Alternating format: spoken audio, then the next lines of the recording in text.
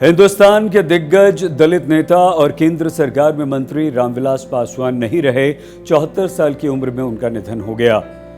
रामविलास पासवान बिहार की राजनीति का एक बहुत बड़ा चेहरा थे और उनका निधन ऐसे समय में हुआ है जब बिहार में इस समय विधानसभा चुनाव हो रहे हैं और बिहार की राजनीति का एक बड़ा सितारा गुम हो गया है।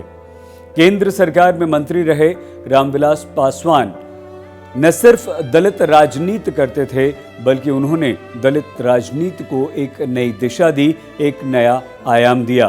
तो आइए आज हम चर्चा करते हैं रामविलास पासवान के पूरे राजनीतिक सफर पर और साथ ही साथ इस बात पर भी कि केंद्र में हमेशा इतने पावरफुल होने के बावजूद रामविलास पासवान बिहार में अपनी राजनीतिक पैठ या पकड़ बनाने में सफल क्यों नहीं हो पाए। रामविलास पासवान का जन्म बिहार के खगड़िया जिले के एक दलित परिवार में हुआ। रामविलास पासवान बचपन से ही पढ़ाई लिखाई में बहुत अच्छे थे, काफ़ी तेज उनकी बुद्धि थी। रामविलास पासवान जब बड़े हुए तो उन्होंने पढ़ाई लिखाई का सिलसिला जारी रखा। उन्होंने LLB भी की, लेकिन साथ ही साथ वो प्रशासनिक सेवा में भी आ गए। UPSC की परीक्षा उन्होंने पास की और DSP के पद पर उनका चयन हो गया। तभी उन्हें MLA का टिकट मिला और वो MLA भी बन गए। रामविलास पासवान खुद अपने राजनीतिक करियर के बारे में एक ट्वीट के जरिए बताते हैं कि मैं DSP बन गया था, मुझे सिर्फ ज्वाइन करना था और साथ ही साथ मैं MLA भी बन चुका था। मेरे एक दोस्त ने मुझसे पूछा कि तुम्हें सरकार बनना है या सरकारी नौकर, यानी कि तुम्हें गवर्नमेंट बनना है या गवर्नमेंट सर्वेंट। बस मैंने फैसला कर लिया और सरकारी नौकरी छोड़कर मैं राजनीति में आ गया। 51 साल पहले रामविलास पासवान ने जब राजनीति में कदम रखा तो उसके बाद मुड़कर कभी नहीं देखा। 1969 में रामविलास पासवान पहली बार विधायक बने। अलौली विधानसभा सीट से वो चुने गए और उसके बाद 1977 में हाजीपुर से उन्होंने लोकसभा का चुनाव लड़ा। लेकिन ये मामूली चुनाव नहीं था। इस चुनाव में रामविलास पासवान ने एक इतिहास रच दिया। ये इतिहास सबसे ज्यादा वोटों से चुनाव जीतने का था। लेकिन रामविलास पासवान का यह सिलसिला रुका नहीं, थमा नहीं।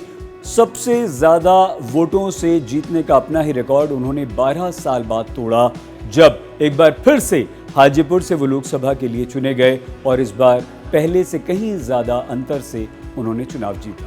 तत्कालीन प्रधानमंत्री विश्वनाथ प्रताप सिंह रामविलास पासवान से इतना प्रभावित थे कि उन्होंने 43 साल की उम्र में सीधे रामविलास पासवान को अपने मंत्रिमंडल में शामिल किया और कैबिनेट मंत्री बना दिया। रामविलास पासवान ने ऐसे समय या यूं कहें कि उस समय राजनीति शुरू की थी जब दलितों की स्थिति बेहद खराब थी, दयनीय थी, लेकिन रामविलास पासवान ने इस धारणा को बदल दिया। उसके बाद तो रामविलास पासवान का राजनीतिक करियर लगातार आगे बढ़ता गया।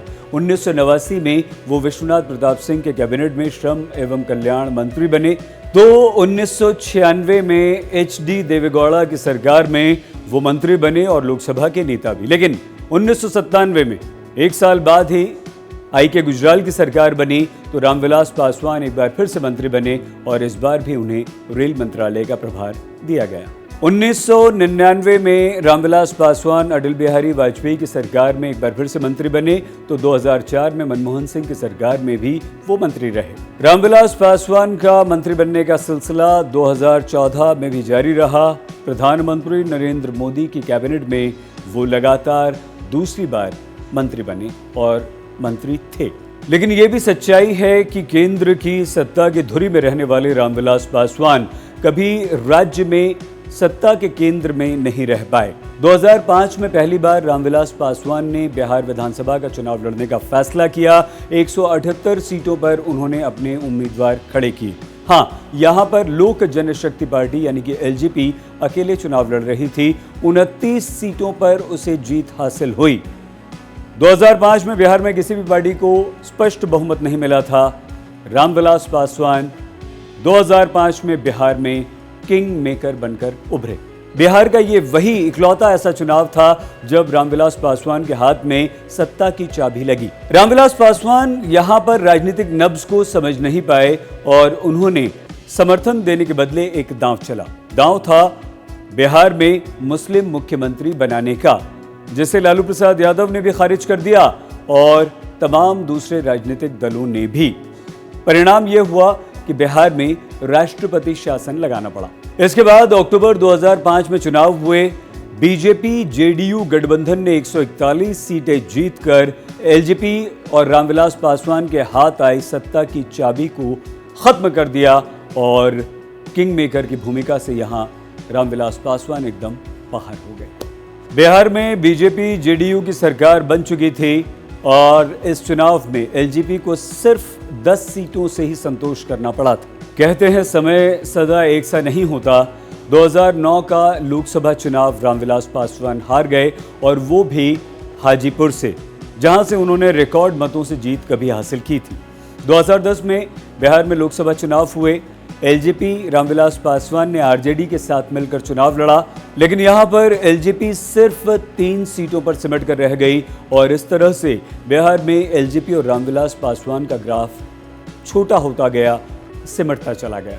लेकिन 2014 में बीजेपी के साथ चुनाव लड़ने के बाद रामविलास पासवान और एलजेपी को संजीवनी मिली।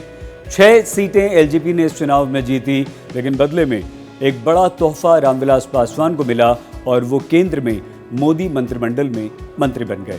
रामविलास पासवान केंद्र में मंत्री बन चुके थे, लेकिन अगले ही साल यानी कि 2015 में बिहार में विधानसभा चुनाव हुए। उस चुनाव में एलजेपी बीजेपी के साथ मिलकर लड़ी। 42 सीटों पर एलजेपी ने चुनाव लड़ा, लेकिन उसे महज 2 सीटें ही मिल पाईं। माना जाता है कि ये जो दुसाध वोट है 5%, यही एलजेपी की मजबूती है और इसी के दम पर रामविलास पासवान केंद्र में अपनी उपस्थिति तो दर्ज करवाते हैं, सत्ता में रहते हैं, लेकिन राज्य में किंग मेकर या बड़ी भूमिका में नहीं आ पाते। अब जिम्मेदारी एलजेपी की चिराग पासवान के कंधों पर है।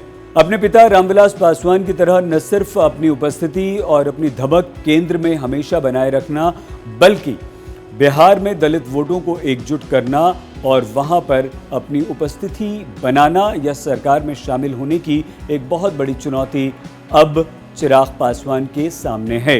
लोकनायक जयप्रकाश नारायण को रामविलास पासवान अपना आदर्श मानते थे और देखिए, उनकी 41वीं पुण्यतिथि पर ही रामविलास पासवान ने इस दुनिया को अलविदा कहा।